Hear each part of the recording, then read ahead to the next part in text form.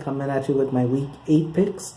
I was 13-2 last week, so I did really well. But the number one thing is if this team wins, then nothing else matters.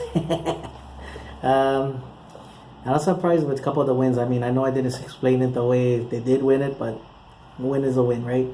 Like always, I do my Cowboys video separately, so let's get on with these picks.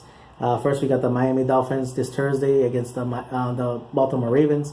I got the Miami Dolphins. Now, losing Cutler, maybe not a necessarily bad thing, because what I saw when Moore came in the game, he gave them a lot more energy and everything for the team. Baltimore, they're struggling. They're struggling bad on offense. Flacco is struggling. I don't know if it's the back or whatever, but they are struggling. Next in England, which I'll be working graveyard, so at 3:30 in the morning, my time, the Minnesota Vikings and the Cleveland Browns will be playing in England. I got the Minnesota Vikings. Their defense, keeps them in a lot of games. And against the Cleveland Browns, you don't need that much offense. So I got the Minnesota Vikings. Next is the Oakland Raiders versus the Buffalo Bills. I got the Buffalo Bills. They play solid at home. I was kind of impressed with the way they scored that much points. I know it's at home, but they're not really a high-powered offense and all that. But Shady McCoy, he's having quietly one of the best rushing game in the league.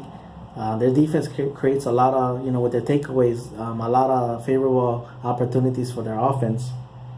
I know Oakland Raiders had the 10 days rest and a huge win, huge confidence booster for them going forward, but it's going to be an uphill battle. I think Buffalo Bills are going to take it to them. Next is the Indianapolis Colts versus Cincinnati Bengals. Cincinnati Bengals have that roster, have the talent and all that. So against the bad teams, they should be able to win those games. It's just like contenders, they struggle. Indianapolis, they lost Malik Hooker, which was quickly, unless, too bad for the way the team plays. He is having a good year, but they lost him for the year. You're starting to see a lot of lashing out from the team, so I don't know if Chuck Pagano is losing this team and all that. So they might as well keep Andrew Luck on ice already. Next is the Los Angeles Chargers versus the New England Patriots. Before I get into that pick, that hit on Simeon was absolutely stupid. I mean, lucky it wasn't Tom Brady, because they probably would have thrown him out of the game and fined him and suspend him at the same time. I mean, come on, NFL. Jesus Christ, I tell you, bro. Those hits, that hit wasn't even close to being illegal and all that. It is sickening the way this is going right now. But you know what? I got the New England Patriots. Maybe part of it is this, they found maybe their stride in their defense, or Atlanta's that bad, but at home they earn the benefit of the doubt. They have Brady, they have Cooks, Amendola, Gronkowski, and all that. So, but that pass rush of the Chargers is no joke. So, who knows? I wouldn't be surprised they pull out the victory, the Chargers. But I cannot see that. I just can't wholeheartedly get into it. Next is the Chicago Bears versus the New Orleans Saints. I know I was going to say, New Orleans Saints playing at home, but their two biggest wins was on the road. But you see when Ingram gets his opportunities and Kamara is a complimentary guy, that whole exotic playbook that Peyton likes to go with and Breeze, that's what opens it up, is that solid, and because the defense focused on that running game, and next thing you know, you have open lanes all over the place. Chicago, though, they're very, very scrappy. They're not going to lay down, so if this was in Chicago, I might have picked the Chicago Bears. Next is Atlanta Falcons versus the New York Jets. I got the New York Jets. A lot of people consider them, including me, dead in the water, but they're not laying down for anybody. They're fighting every week.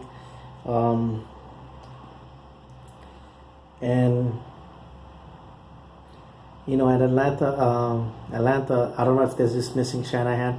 That chemistry between Shanahan and Ryan might be even more missed than what was led on to be. they're struggling and they're struggling bad. I don't know, or it could be that hangover is this affecting them. Next is the San Francisco 49ers versus the Philadelphia Eagles. I got the Philadelphia Eagles. They got the best record in the league. Wentz is playing at a high level right now. They did suffer 2 significant losses with Hicks and especially with Peters. But the thing is, with their defense, the way they play, even though Peters' loss might show its effects later on, they do have a defense that they're not required to score 30 to 35 points. They can score 25 points or 20 points, and they'll be fine and everything. But and they don't have to put up 40 points like how the Cowboys did in San Francisco. They just got to go out and win this game, get out of it healthy as much as possible, and get this win. San Francisco rebuilding and all that. They're going to fight like hell to see if they can get their first win and all. So just take care of their business and they should be fine. Next is the Carolina Panthers versus the Tampa Bay Buccaneers.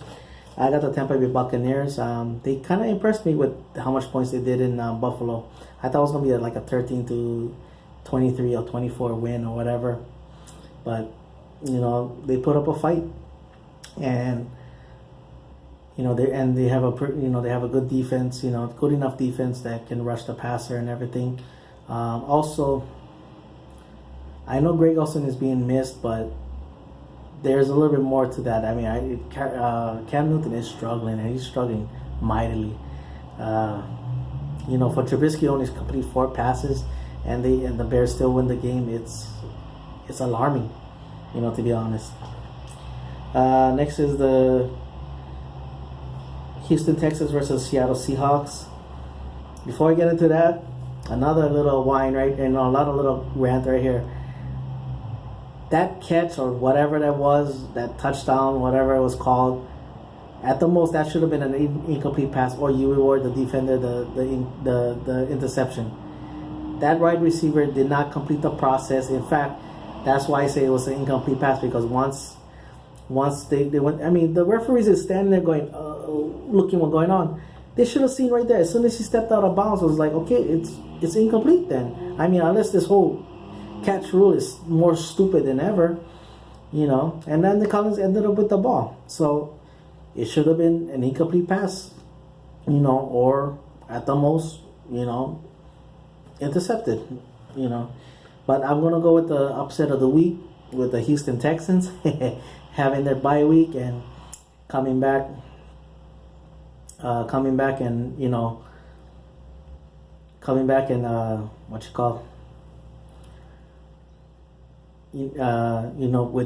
Deshaun Watson, maybe figuring out what more we can open up to him. I mean, they can open up to him, and and their offense is much more better than the Giants' offense. Let's be honest, but their defense is not. I don't think it's as good as the Giants, but they're very effective defense as well too. And the Seattle Seahawks offense is not all that juggernaut as well.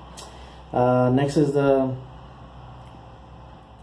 Pittsburgh Steelers at the Detroit Lions. I'm gonna go with the Detroit Lions. They get up for these games. Matthew Stafford plays well in these kind of games for some reason, and sometimes Pittsburgh can lay an egg in these kind of games.